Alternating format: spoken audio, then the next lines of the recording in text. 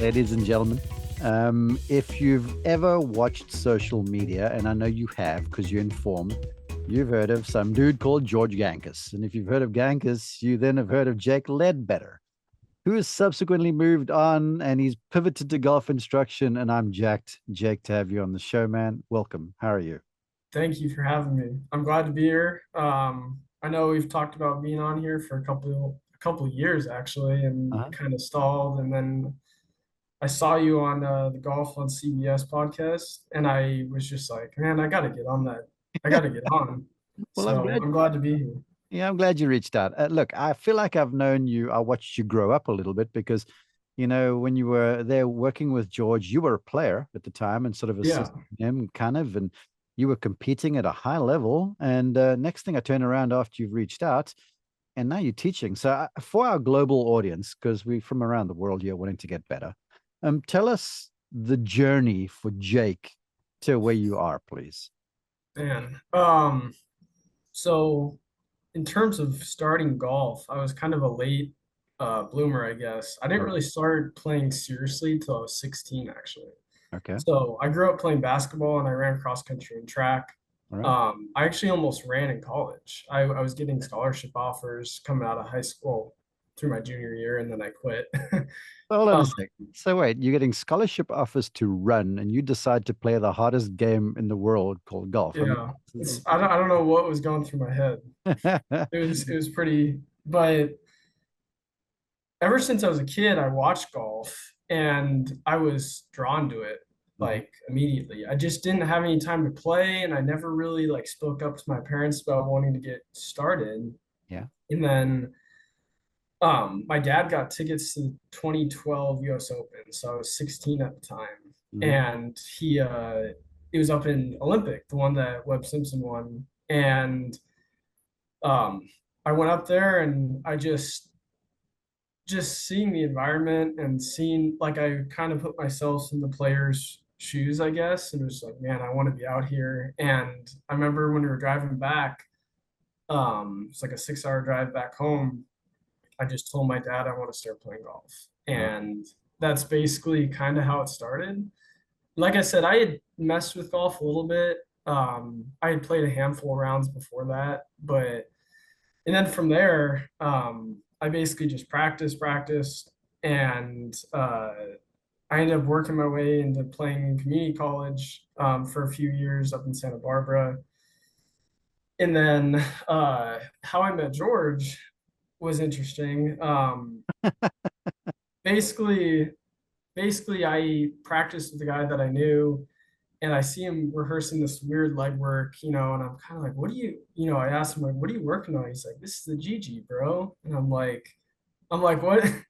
I'm You like, what's said the perfectly GG? too. And he's like, George Gankas, my coach. And I'm like, well, what do you, and I was like, oh, okay. So I started asking him, what exactly you doing? He's like, oh, it's getting me to rotate the right way, blah, blah, blah. Hmm. This is way back in like 2014. And so a couple of months go down the road, I'm not hitting it very great. I'm like, all right, I'm gonna go see this guy. And immediately he kind of helped me out. Hmm. And so I spent a couple of years just going to him for a couple lessons. And then come 2016, I start I actually left school because I just knew I wanted to be in the golf industry, whether it was playing or teaching. I had interest in both. And and I just started watching George one day. And I remember I went to go hit balls, finished my bucket, and then I just sat and watched him. And he was kind of like, what are you doing here still? And I'm like, I don't know, I'm just watching you. And I did that for the whole week. And it was a Friday or Saturday that week. It was after like 3 or 4 days of doing it. He's like, why don't you just become my assistant?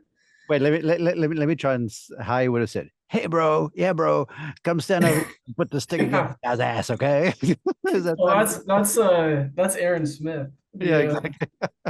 Yeah, but he was just like, he's like, why don't you be my assistant? You just help me out and I'll pay for your lunch. Oh, I cool. I was only 20 at the time, so I'm like, sounds good to me. So basically, I spent about 4.5 years, yeah, 4.5 years roughly. Out there just watching, not every day, but most when I was obviously traveling to play and stuff, I would be doing that. But um, I just learned everything he kind of had to offer. And then I was obviously very interested in it. So he would say something, and I would almost go home, watch videos, and kind of see if what he was saying had merit, you know? So Mhm. I was doing my own study along with studying um, Georgia stuff, you Right. know? And then I ended up meeting some more coaches. I met Dana as well. And then That's now I work for, what's that? Dahlquist, right? Dana Dahlquist. Yeah, Dana Delcos, yeah. So I got to pick his brain a little bit. And then now I work for Mike Schy up here in Fresno. And I've gotten to obviously pick his brain a little bit. But George is the main guy I learned under. Obviously, I spent the most time with, so far at least. And but yeah, I've kind of blended my own study with all three of their techniques and philosophies, and kind of just built into my own sort of thing. That's cool. Look, Yeah. you mentioned those names, Dahlquist, Gankas, Schy, and that's a pretty eclectic group over there. And Yeah. as a golf instructor since like way back in the day, I'm impressed that someone like you who's wanting to learn the game is so keen to want to just listen and learn. And then on top of that, and there's a lesson, I'm getting to a lesson over here I want you to comment on. Then go and do your own research because so much of us, we kind of want the easy way out. Does that make sense? And we're Yeah, like, absolutely. someone says something sexy, and look, here's me, right? I basically have the show. We introduce bright minds to the world, and I'll hear stuff, and I'm like, wow, that's sexy as hell. And I've got to be careful that I just don't go, all right, I'm going to go and try that because I want you to help people. It could not be the right thing for them. Are you getting my drift here? I'd love your comment. Yeah, absolutely. I think everyone is a little different, and um, even if it's the same message, people learn it different ways, you know? So there's so many things that go into being a good player and being a good instructor. And when they say one size doesn't fit all, it's absolutely true, you know? But at the same time, uh, I guess like I was just saying, you could you could teach the same thing two different ways, two completely different body parts, but are producing the same thing you're trying to get across. And two different people are going to have that aha moment from two Yeah, different things that come off different, but they're really the same. awesome. Yeah.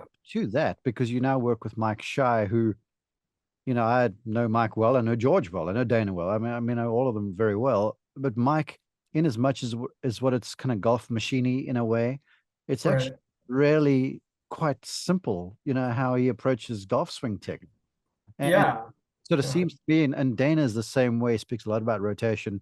Then George is known, of course, for the shallowing and the wrist alignment stuff. Um, So, but or I would go ahead. say, Sorry. and I'd love your take here because you've experienced them all and you can help people. Um, as far as talking to folks, I could like Mike Shah's like, yeah, man, it just sounds like I can do this kind of stuff when he talks to me. Yeah. Yeah. Yeah. And you're absolutely right. So he's kind of I wouldn't say the anti-George, but he's how do I Mike Mike's weird. He has like two different he's two different people in a way. One side of him, it makes things very simple. Things are very simple. They seem very easy to do. But if you kind of get him in a time where he speaks a little more scientific, Mhm. then all of a sudden like it's more complex stuff that kind of comes out, and it's a different type of complexity than what I think George tries to portray. It's like actual science versus George is more about um, the craziness of how he teaches like the pivot, I guess. Yeah, true. That makes sense. Yeah, well, it does. And this is where, as I've watched your social media feed, as you've now become a young teacher, and I've watched you grow, not just as your golf swing, but watched your style of communication has changed a little too, where you've also delivering stuff in a lot more easy to digest kind of a manner, which is attractive to me because you've got all this information. And for people listening, it's one thing just to spew stuff at folks, but you got to say it so it settles with them so they can go and do it. Right. And I think I've definitely gotten better at that since I started coaching. So I think when I first started, I was a little more word vomit. I think I explained things somewhat simply, but I went into detail on everything and I spent too much time talking. Yeah. Okay. Versus now I've simplified stuff, as well as I've realized that so many players don't necessarily need to hear everything. They just need to hear the right things, and they need to get a certain feel, and they want to see a certain ball flight. They want to get better, they want to see results. And I think I've grown my teaching the last year to two, and more so in terms of helping people achieve that versus just I guess coming off really smart and being like, look, I know all this information, you know. That was true. And folks, if you go and look at Jake's social media feed, you're having a lot of success with a lot of different type players. All right, folks, the brief that I gave Jake in the interest of keeping it simple and helping you to improve. And I'm giving you leeway here amongst these points that you've shared, Jake, just to kind of elaborate, right? And look, you have to talk now, so I don't mind if you kind of get deep on some things. But the brief is, and you've given it to me, which I love, 5 do's for better ball striking. And really, at the outset, the titles are pretty, simple. Everyone's heard them, but I'd love you to elaborate, please. So the first one sort of makes sense, and everyone kind of hears it, but I don't think people really respect this, and that's learning the proper low points. And I'll add to that the low point of the arc. And most folks, and I'll tee you off here, think of the low point being under the ball, where it couldn't be farther from the truth. And you use flight scope. So talk about learning the proper low point and everything that it entails, please. Yeah. I added in the note that it's primarily more for beginners. I'm kind of talking about this point, I guess. But it really is for anybody because there's great players that still struggle with low point control and stuff. Um, Basically low point, or at least the low point's in a different spot with every single club, actually, pretty much. For example, a driver, technically a good low point would actually be behind it, but you're never hitting the ground. So, and you're ideally hitting a little bit up on it. But with an iron, which is where most people struggle with contact, obviously low point is actually in front of the ball slightly. So, and that's going to come through some of the stuff I want to talk about later. But basically, pressure and pivot and turning the right way will help create proper low point. And then another big factor that people, especially beginners, struggle with is when their low point gets forward, the contact doesn't get off the center of the face. Yeah. So that's another big component of it, is not only learning to get the low point forward with an iron, for example, but also getting it off the center of the face in terms of contact. Yeah. Okay. We're going to dive into this because you're right. There are various factors that contribute to the appropriate low point for the shot required. But like if I just think of hitting a decent bunker shot, I draw a line in the sand and say to folks, hey, land the club over here. And I put the ball in front of that and now land the club on the line in the sand. And sometimes the athlete takes over, sometimes it doesn't. And then I've heard Nick Felder say to me, he goes, you know what? Off those tight open championship fairways, when I had to hit a shot and I was nervous, all I tried to do was see my divots, because I try to catch the divot in my vision and then go. So I'd love your take here, Jake. It can be as simple, perhaps, for a golfer just to go and stick a tee in the ground or something and go and hit it a few times and allow themselves to kind of self-organize a little bit. Yes? Yeah, absolutely. So my third point in this is actually some drills that are kind of what you talked about. All right, sorry. Yeah, so I have a few that are George drills for sure, some stuff that he showed me, and then I kind of have my own little ones that I've done. But yeah, like for example, Mike Schy told Bryson, like, this was a drill that he did for contact. He would just draw a huge line in a bunker, and you would hit iron shots as if he's hitting a fairway bunker and just clip that line over and over and over. Really? And that's teaching proper low point. And obviously, pivot and making sure you're moving your body the right way is going to allow for that to happen. But, and this is also another talking point I was going to talk about, is like the chicken and the egg effect, which is a huge thing in the golf swing. Yeah. And chicken and the egg effect is basically what's coming first. Are you learning proper low point and that's making your body move the right way? Or are you moving your body the right way and that's creating the proper low point?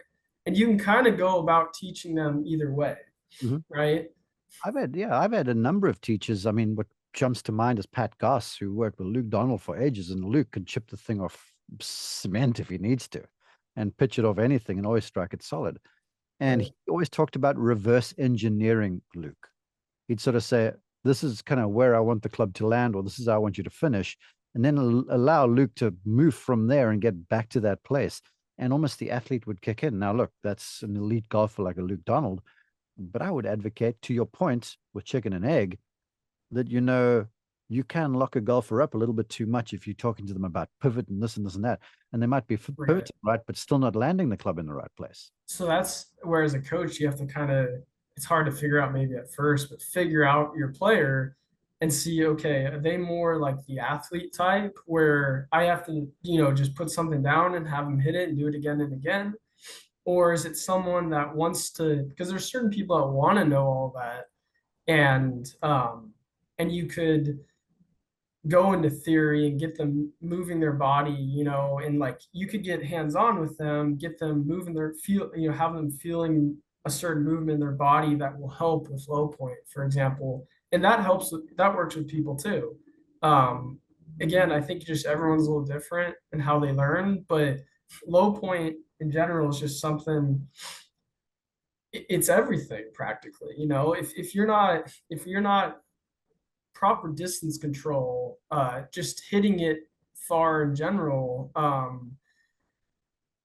seeing a good launch angle, good spin rates, seeing the ball flight you want, that's all going to be from having a good low point. Yeah. And that's based, with beginners that I've taught, it's literally the first thing I teach. Because if you can't, be like, I don't even go into grip first. I just go straight into low point because that's going to get people off to the right track. It's going to get their bodies moving fairly good, fairly quickly, and that's going to keep them engaged. From there, you can kind of go into grip and face angle and path and all that. But the first thing that I think needs to be done is hitting it solid. Oh, I love that. Okay, you've got people's interest. Now let's get into it. First off, before we talk about moving the body and being able to land in the right place, you talked about the Mike Schy brass and bunker drill. Love that. Share a Gankas drill for us and even a Jake drill, please, because I'm a big one for drills because I feel like I've given thousands of lessons, and I would like to think that everyone's remembered everything I've said, but Right. they haven't.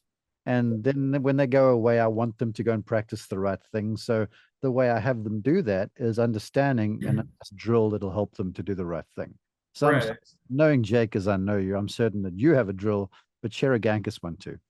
Yeah. So, yeah, drills are a great thing to work on when you're not with a coach as a player. And it definitely hones in on stuff that I'm sure the coach was trying to get you to do. Mhm. But one George drill that I've still used to this day with beginners is basically you could do it. There's a couple different ones.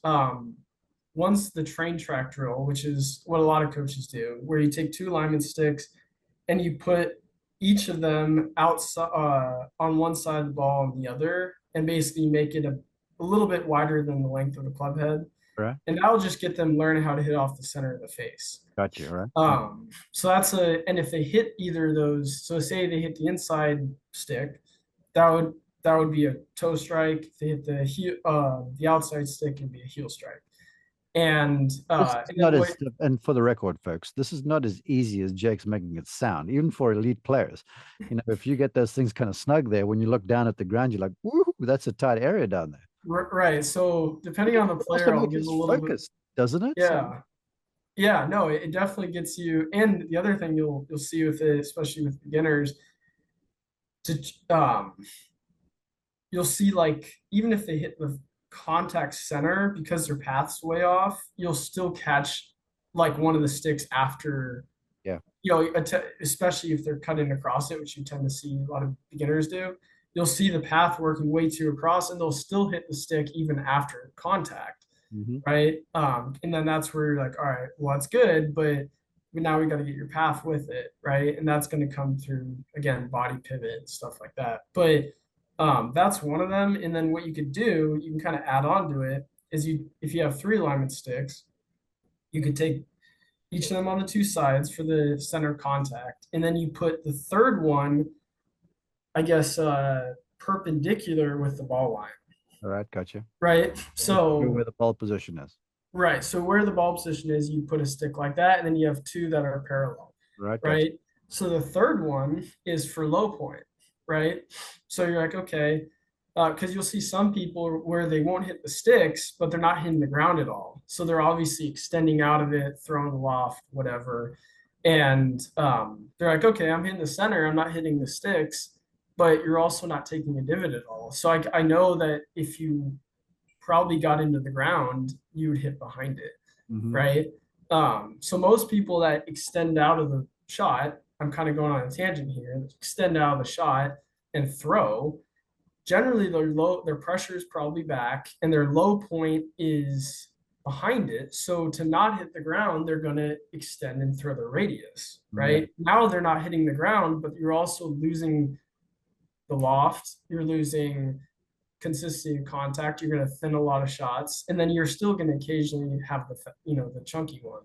Yeah. But anyways, the third stick that you put down is for to get the low point forward, and you say, okay, you're hitting it center, but you're not hitting the ground. Now I want you to take a divot in front of that ball, in front of that stick, the third stick, while still not hitting the 2 on the sides. And they're all of a sudden they do it. Okay, sorry, go Flush ahead. one. No, no, they do it. They flush one, and you're getting me excited because here's the thing. Um, I'm hearing you, and I'm going yes, yes, yes, and then in the back of my head, I'm thinking, I've just come from the golf course, and I've watched 10 people on the range there, just hitting balls away, and there's no alignment sticks, there's no awareness Yep. of anything, and they're like, "Well, I practiced today," and I'm like, "Yeah, you got cardiovascular exercise, but you didn't necessarily change or repair anything." Right. Like you might as well just be going for a walk, like to get some exercise. Yeah. Like, I mean, you're right. I mean, I at the range that I teach at now, I'll see people on the other side of the range because we're on the one side, and no one there's never any like sort of drill stations or anything. And as silly as it might look, I mean, to be honest, who really cares? You're getting better. That should be what a lot of people are doing though. And I think people are either one, maybe too lazy, although maybe not. I think more so it's just people don't really know, they don't know exactly. And that's why you go and get a lesson, from whoever. Um, hopefully someone that Reputable. does drills like that, you know. Yeah. But anyways, what I'll see with beginners after doing putting the third stick out, you'll see them they'll either flush it and you're like, all right, perfect, you hit that one great, or more often than not, especially beginners, you'll see them take a divot, but all of a sudden they're the 2 sticks on each side, all of a sudden they'll start hitting those. In an effort to hit the divot, yeah. Yep. Right. So you'll see, okay, now you got your low point forward, you're taking a divot, but now you're missing the center of the face. And Yeah. that's something that you're also trying to match up with getting the low point forward. That's the So perfect cue because we've talked about drills now because I got ahead of you in your list. Sorry. But point number 2 was learning how to move your body properly to hit the ball solidly. Body location and that sort of stuff is very important to not just moving the divot to the right place, but doing that and keeping the path somewhat functional. So talk to us about the body movement and what's required, please. yeah, so path is going to tend to be um, path and center contact is more so, I would say, from I guess really all of them are from proper body pivot. But what you'll see certain people do, especially beginners, is, at least from what I've seen, is they'll get their low point forward, but they'll do it the wrong way. Like their upper body will kind of smother on it, and the path will start working out too much, and you'll see them hit off the heel. Yeah. Um, or you'll occasionally see them hit center, but again, the path's so across that they'll still hit the sticks, Mm-hmm. right?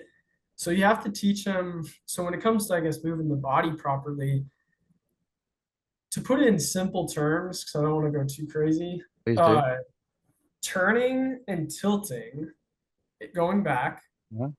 and then turning and tilting coming through while getting pressure the right way at the right places Mm-hmm. will help with path, will help with low point getting forward, will help with hitting it off the center of the face, um, will help with the face squaring up properly, and pretty much everything you need to do to hit it good. Okay. Yes, agreed completely. And now people are like, sweet Jake, let's how do I just practice turning properly? Because you talk about turn and tilt. So many folks when they start trying to turn because their buddy has said, "Yo, bro, you got to turn your shoulders a little bit more." And so the next thing they're turning all level and horizontal, and they're Yep. sliding back Yep. and forth like they're on ice skates, and they Right. hit the thing for a flip. So talk about that tilt and the turn, and kind of how it occurs in relation to the ground, please. Yeah. So a lot of people talk, about turning, but there's also the tilt aspect, which I think goes under, what's the word, undermined, I guess, Oh yeah. by a lot of just people in general. Mhm. Um, the problem with just turning, like you said, you turn super horizontal or super flat, and especially, for example, in the backswing, they get a big turn, but they come out of it and they're very flat. You'll start now your pressure's hung back too much, and you're either going to see someone slide, or where their left hip's very high because it's going to be high at the top. Yeah. Now their pressure's hung back, and you're either going to shove the handle forward, hit it really low, or you're going to chunk it. So when it comes to tilting, we're trying to turn, I guess, as we turn, we're trying to stay fairly centered, Yeah. right? That's the And one you'll thing I'm going to see, interrupt you. That's the one thing when I no, used to watch your swing. You know, I was looking past the Gankas shaft stuff, and I was just watching where your body moved. And you did a beautiful job. I've always been a big fan of imagining a golfer standing kind of like in a teepee, like a wigwam, like a yep, Native yep, American tent. Outside their feet up to the tip of their head. And I used to watch you turn inside that thing so beautifully all of the time. And in many respects, if you just strive for that, that helps you, in my opinion, to get on the proper tilt as well, because otherwise you start moving the top of the whole thing back and right. forth. Which is, yeah. So if you turn and your head moves off, for example, you're turning, and you'll hear George has got into this, and I think Dana, I've heard talk about it too. If you turn and you move off of it, your shoulders are obviously too flat. So by saying, "Hey, just turn and stay centered," it's going to almost force you to turn with your left shoulder a little bit more down instead of so flat. And you could cheat it a little bit. You'll see certain, once in a while, you'll see people where, like, if, for example, if I just say, "Hey, turn centered," you'll see certain people that still turn flat, and their right hip will move way, I guess, towards the target. Yeah. But you don't see that very much. Most times, if you tell someone, "Hey, turn centered," and get a full turn back, you'll see their left shoulder will start turning down.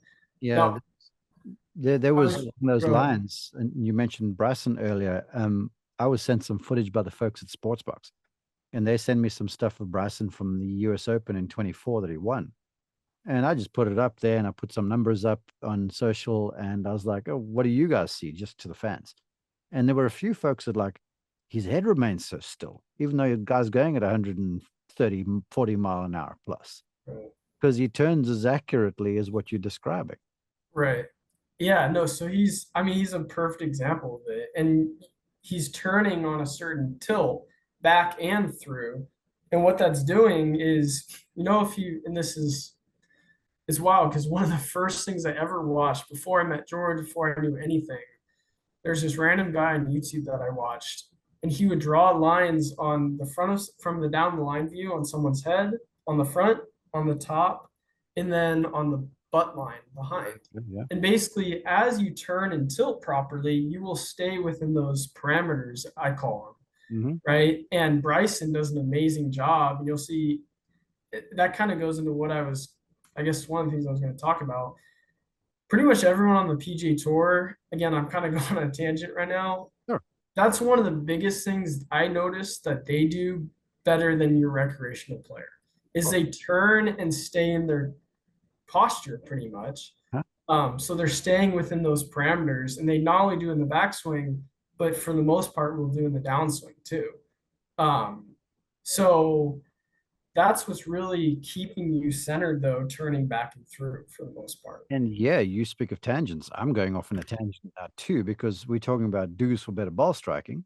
And you've hit us with the low point control and moving the body to support it and some drills. And I would then offer, and I want your commentary.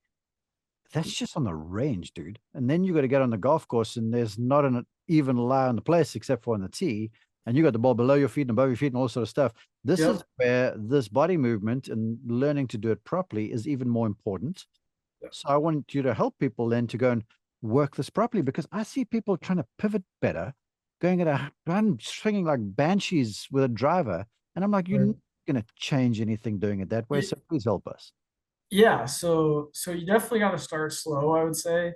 You definitely got to learn the low point, just like the low arc part of the golf swing. And then a huge thing that I do, and this is an old, I guess, I know every coach is, or lots of coaches have done these, but I just think of the Tiger Woods clip from when he was with Butch, and he talks about doing freezers Yeah. at the top. So to me, freezers, especially with beginners, I wouldn't say true beginners, but the people that have their low point down but are trying to learn, the full swing.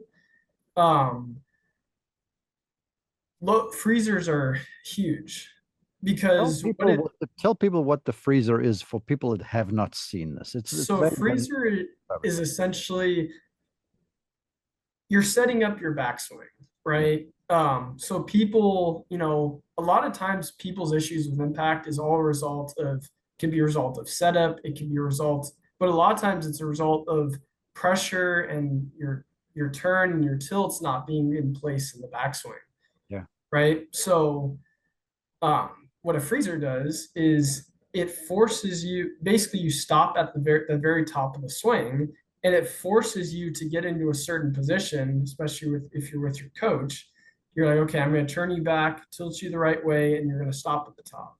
And what you do is you turn them, you literally get hands on as a coach, stop them at the top and be like, okay, everything looks good now go and hit one. And you'll see at first, a lot of times they'll mess up. And I always tell them, or like my, I guess, new clients that I haven't done it with yet, like, I'm not going to expect you to flush this the first time. So don't worry about if you hit it. All I'm doing is I'm setting you up for success essentially. And Yeah. we're going to get this. If you combine doing the low point stuff with turning and tilting the right way in the backswing, a lot of times what will happen is the downswing will kind of work itself out. I can't say it's that simple. I wish it was, because there's definitely certain elements to, that you still have to get right in the downswing. But a lot of times, if you teach someone the low point, how to get that down, and then you get them turning and tilting in the backswing the right way, they'll start to work their body the right way, and they'll start hitting it good because they have the low point already. No, I You know? couldn't agree more. I'm going to hit you with a little something else now. Because as I'm thinking about this, and for the folks listening on audio only, Jake, you can see him sort of moving his body, and you can see him turning his left shoulder down and the right shoulder back in behind him, and you can see how there's a definite forward inclination to his spine, staying in posture. I want your take here, Jake, because doing this, it's for everybody to be successful, but it's not for everyone, because so many of us are kind of sedentary. and we're not as mobile, and we're not as strong and as mobile through our hips and stuff, which is very important to this. So the next thing, Right. we getting the relationship to the ground by, you talked about it, just slumping over in the chest, try and keep our head down, like you've heard everybody say. Right. Talking to people about bending from that butt line, from the hips, the pelvis area. And so I want your take there about mobility and just helping that area improve so you can do the right thing. So you're okay. You talking about just, anyone that's not as mobile? Exactly. Yeah. I mean, look, Yeah. you were born in 90 something when we 1995. how much? I'm 28. All I'm right. older So than a lot of people think I'm like 22. you look like you're about 17. I was born in 1970, 70. So I'm not as mobile as you are. So now I'm like, right, cool, bro. I'm getting this, but I want to make sure I can bend from my hips. So I, Right. I would say to people, go and hit with the ball below your feet some and start to bend through your hips and that sort of thing. Help us, please. Yeah. So I you don't have to turn back 100 and you don't have to turn back Rory in terms of Thank you. being 130 degrees turned back, right? Thank you for saying that because so many people are trying to turn so big and they're getting so far away from the ball that they can't hit it again, all in the interest of Yeah. making a full In turn. Thank fact, most people like Rory, I always say this, turn as much back as long as you're staying in your tilts. So like Rory, for example, could get all the way back there, but he's staying in his posture still. He's staying in his tilts. And when it comes to someone that's not as first off, I have a couple things to say about this. The first thing being, I think people mistake for how mobile they are. A lot of people just don't move their body the right way. you. I Okay. would say as you get older, obviously your mobility goes down, but I personally haven't, the only people I've really see where they really struggle with staying in their tilt and getting a full turn back are people that are in their like 70s. Okay. Most people I've seen in their 50s and even 60s, they could still get a full turn back. What happens a lot is your hips obviously get a little bit tighter, and you'll see people, especially, or a lot of people are like, oh, I can't get back, but their right hips, I'm putting my hand here, the right hip will start to sway this way. And Yes. when that happens, or what's that? It's moving laterally away from the target. Correct. Yeah, from the target. And when that happens, it makes it very hard, unless you're a really young kid, to get the shoulder all the way back, right? So when the hip works more back behind you, it makes it a lot, assuming again that you stay in your tilt, you're not coming out of it, it makes it very easy to get your shoulders back. And people all of a sudden, when they start moving their hip differently, are like, oh, I can get my shoulders back. So I want to keep that in mind because I think people underestimate how mobile they are. They're like, oh, I need to stretch. I think it's just working your body the right way will help get that back. Along those lines, I'd guess then, in terms of your philosophy, you're not really against someone allowing their front heel, their front foot to raise off the ground some because that right You, tail side's getting behind them. so wait, so the lead heel? Yeah, yeah. Yeah, Absolutely. so the lead heel, even if the right hip is working back behind you, the lead heel can still come up. It's up, yeah. Yeah, so you could have all your pressure on your lead foot and still have your heel in the air. So I have older people say, that I'm like, look, we got to at least get your turn back a little bit more. I say, let's do everything we can. Make sure your right hip's working back. Let's lift your left heel. And that'll allow them to get at least some decent range of motion. Yeah. And then what was the other thing I was going to say? I kind of lost my train of No, thought. no, well, no, Um, you've described it beautifully. I might cue you here with a follow-up to that because you've done a wonderful job now of helping us situate this backswing turn. But look, we got to get the club back down to that low point we've been drilling, right? So let's now reverse course and start to go through. So let's talk then about turning through on the tilt because golly, that's where so many people just lose the plot. And I think oftentimes right. just trying to hit it too hard. and that's kind of going back to what I was talking about with freezers. Basically, and I actually remember the thought I was going to say. Let me say that first, actually, because it Okay, go. pertains to what we were talking about. Because you're saying you don't need a 130-degree shoulder turn, and you're like, thank God. Um, so if you could turn as much as your arms kind of swing back, you're in business and you're turning and tilting the right way as you do that. You're in business to still get the club to plane out in the downswing and be able to still have it in a position where those low point drills will take effect, Awesome. right? So a lot of people, and then this kind of goes into what I was just saying, where people kind of lose it at the top. For example, they'll hit it great in these half shots, they'll get it down, and then all of a sudden backswing, or they take it all the way up and they lose it. That's Mhm. generally because from halfway back to the top, something gets out of whack. Yeah, gotcha. Either they start to move off of it. For example, they lose their tilt, Hmm. or their hip will start bumping and their shoulders stop turning, even though to the first half it was turning good, Yeah, gotcha. right? So if you could learn the low point, which is essentially a half of a swing, and then from there you get everything loaded to the top the right way, and then you could from there really it's just getting back to that halfway point that you've already learned, right? So if you think about it like that, it makes things a lot more simple. It's like, okay, just learn the low point, learn how to load and turn the right way to the top, and then from there you're just getting back to that half swing that you learned. And as long as the club is in that same position, you're doing the same thing basically, You've you right? transition a whole lot more simple for people too, because I know folks, they switch on the internet and it's YouTube or Insta or wherever, and they like, uh, uh, the transition nowadays is becoming all sorts of stuff going on. It's where we like just switch Right. to where you were halfway back, and you're kind of in the delivery spot for good contact. Right. Yeah. I mean, it's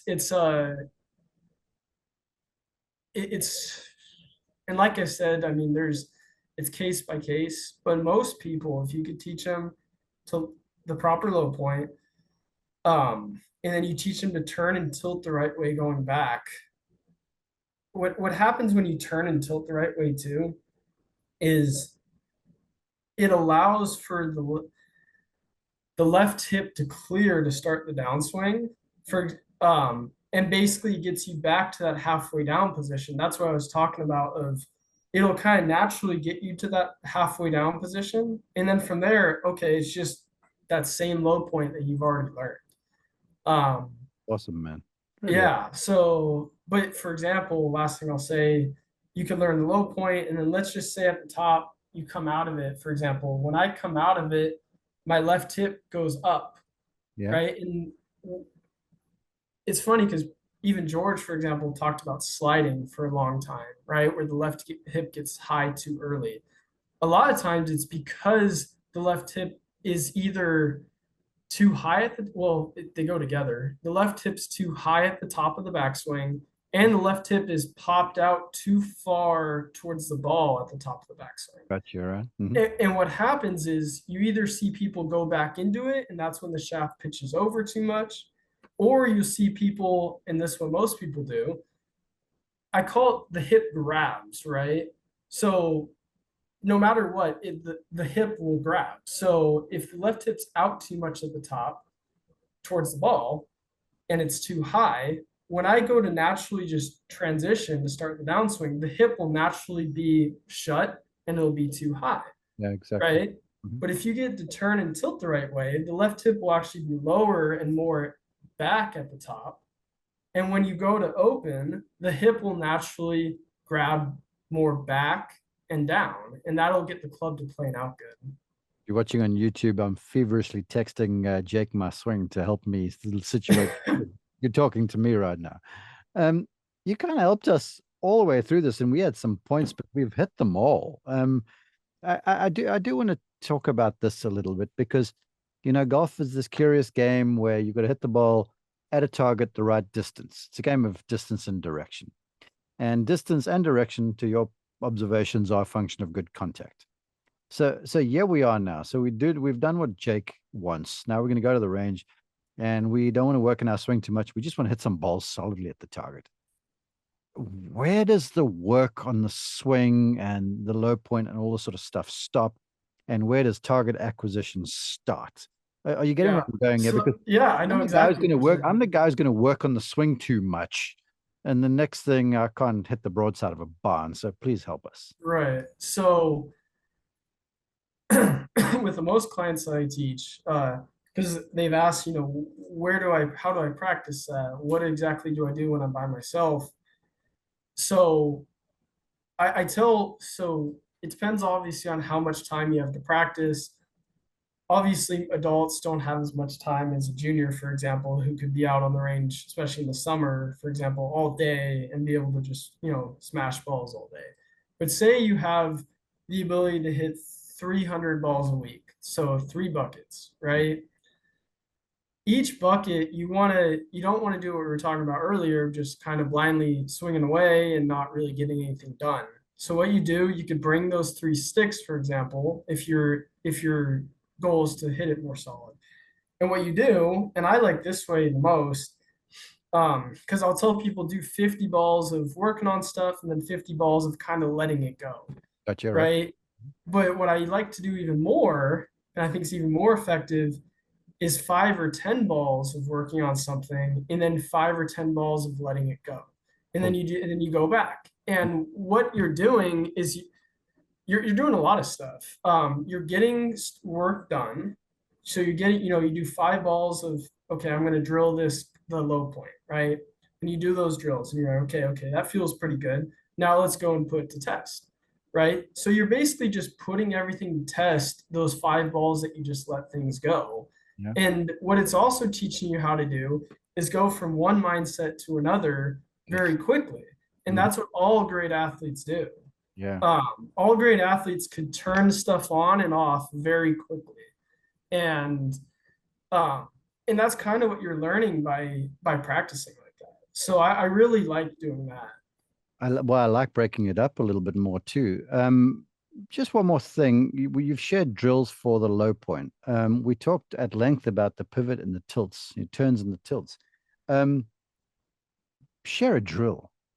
Because a lot of folks, they kind of, yeah, okay, I've got to move my body. And then they kind of give it sort of like a halfway turn thing, but they never really drill the turn pretty well. So do you have a drill that you can share just to help us organize the turns and those tilts by doing like one thing before we go ahead and hit the golf ball? Sorry, you like broke up for a minute. Okay. No, I'll ask you Is again.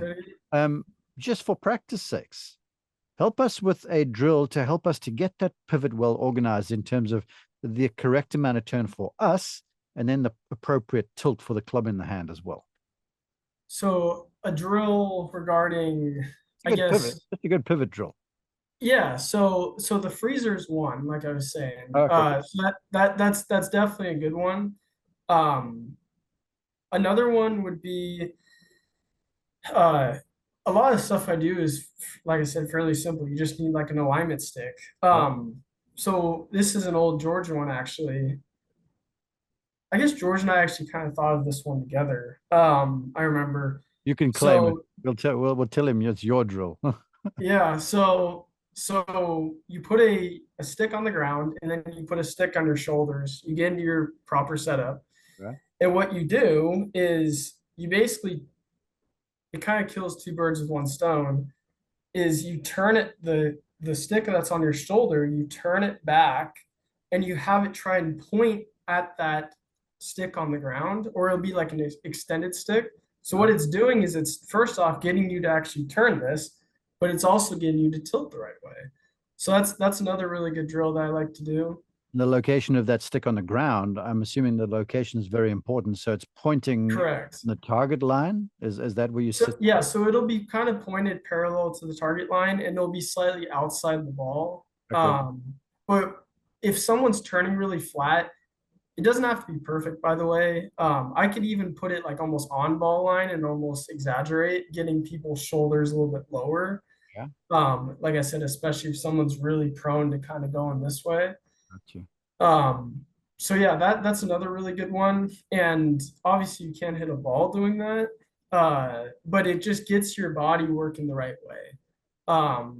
So I think that's, yeah, it's I amazing. think you need to put a video of yourself doing that one and a freezer on your Instagram account for when folks are listening to you over here going, okay, yeah, we're going to go and find this. Can you hook us up with a little content over there? I'm sorry, say it again. You put a video of yourself doing that pivot drill on your Instagram account so we can watch it. Yeah, Yeah. no, I absolutely can. I think I used to do more content when I was living in SoCal. I would do occasional videos, and I was actually living with my parents at the time in their backyard. Mhm. And I haven't done as many of those videos lately, and I need to start it again. I but yeah, I could definitely make some videos kind of clarifying that. I could tag you in it and be, I think it's time for when this podcast is out there and people are listening, they're like, yeah, I'm getting it. He's describing it, but I want to see this done too. So why don't you do that? So with that yeah, being said, because I've kept you for a long time, please share for the folks where they can find you, what the social media handles are, all that sort of stuff. So when they're looking for Jake Ledbetter, they know where to go. yeah. So my Instagram is jledgolf, Mhm. JLED, and then golf. And uh, I'm also on Facebook, although I don't check it nearly as much. But yeah, JLED Golf, you could shoot me a DM regarding, instruction, Yeah. um, fees, and where I teach. Another thing I was going to bring up, I teach at Golf Performance Institute, which is up in Fresno, California. It's Mike Schy's academy, and it's a great facility. It's obviously the summers can be a little hot up here, but it's an amazing facility. We have sports box, we have a swing robot. That's kind of neat. We have two simulators that are inside of like the tent area. It's called the tent, and then we have an outdoor area that has mats as well as grass. Sometimes we're hitting off the grass, sometimes we're hitting off the mats. But it's a great facility for instruction, and not bashing George's facility, but it's I better would in at Westlake. Westlake on the mats. It's I mean, George obviously is a cool experience in its own right, in its own way. uh, But what you get at GPI Golf Performance Institute is it's a little, as a facility, it's a little nicer. what you're getting is top flight instruction too, folks. And this is where stars like Bryson and many others that Jake and company are working with over there are bred. Jake, I appreciate you joining us. It's been great stuff. Keep up the good work, man. It's been great to see you develop the way you are, and I love the approach, and I love the fact that you're so passionate about the instruction, and to me that means something. And so I'm glad you would come and share it with us. Thank you. Yeah, I appreciate you having me. I was a little nervous, but I feel like I gave some good things today. So I appreciate you having me on. I really do. And whenever you want me on again, or you have any opportunity with anything else, just let me know, and I'm gladly would love to be a part of it. Only if you put that content on social. Okay, that Yeah, sounds good. bro. Thank you very much. Yeah, thank you again. Appreciate it.